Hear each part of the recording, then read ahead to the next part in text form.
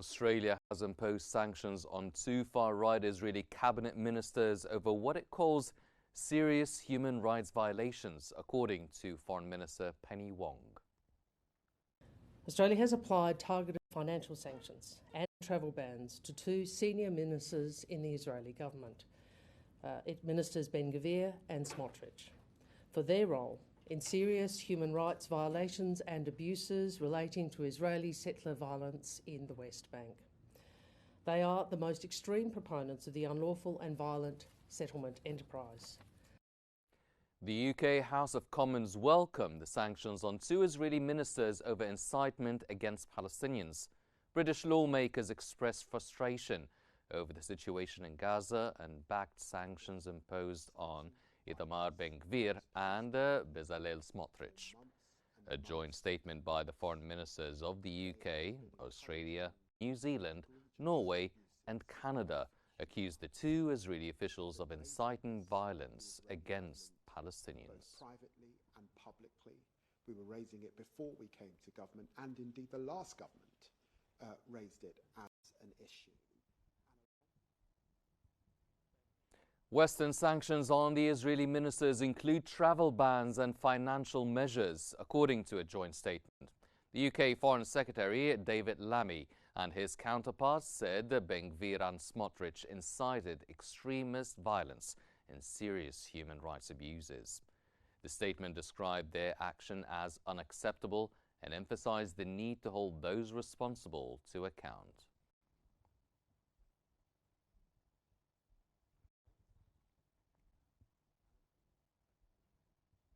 The Arab League chief has welcomed Western sanctions on two Israeli ministers over calls for violence. Secretary-General Ahmed Abul-Gheit praised the UK, Australia, New Zealand, Norway and Canada for sanctioning Israeli ministers Ben-Gvir and Smotrich.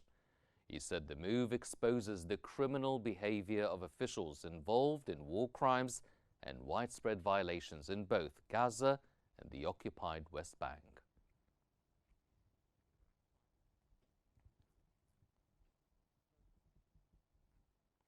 Israel's foreign minister has slammed Britain's decision to sanction two Israeli ministers, calling it outrageous.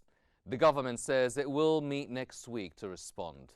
Speaking alongside his Zambian counterpart in Jerusalem, Gideon Sa'ar condemned the UK's move as unacceptable. A special Israeli cabinet meeting is planned early next week to decide on a response.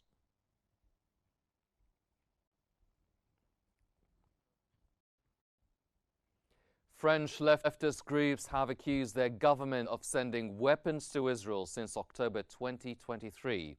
A coalition of French left-wing parties and organizations claims the government has been supplying Israel with arms and military equipment.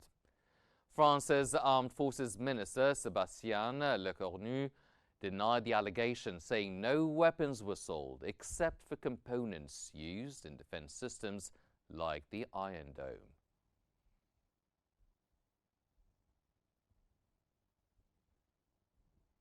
Israeli opposition parties have jointly submitted a bill to dissolve the Knesset and topple the government. Israeli media report that all opposition factions have agreed to present a dissolution bill for voting today. They also decided to withdraw other legislative proposals to focus solely on bringing down the government amid growing dissatisfaction with its handling of the ongoing war.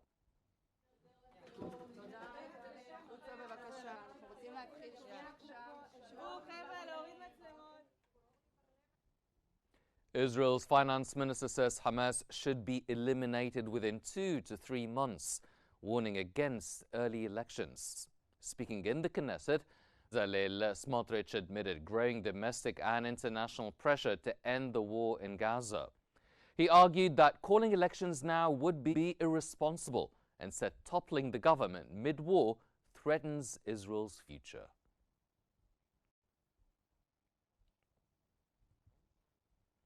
Israeli media say Netanyahu is pressuring Haredi parties not to support the Knesset dissolution bill.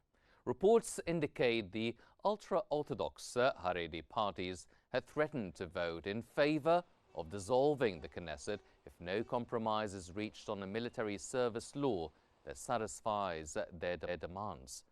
Prime Minister Netanyahu is now lobbying to prevent their support for the opposition's move.